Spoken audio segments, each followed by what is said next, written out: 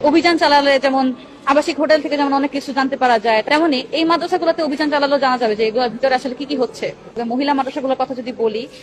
অধিকাংশ মাদ্রাসায় এখন খারাপের পথে আগাচ্ছে। বিশেষ করে কিছু কিছু প্রতিষ্ঠান এমনও আছে যেখানে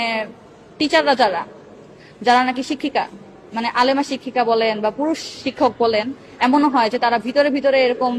ছাত্রদেরকে টর্চার করে, ব্ল্যাকমেল করে রাখে, কিন্তু এটা বলার কোনো ওয়ে রাখে নাই, ব্ল্যাকমেল করে, বিভিন্ন রকম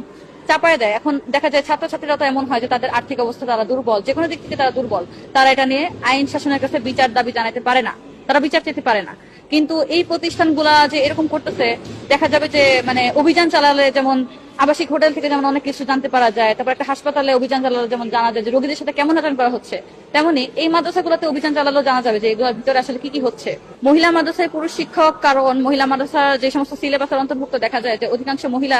যারা নাকি মানে মাস্টার্স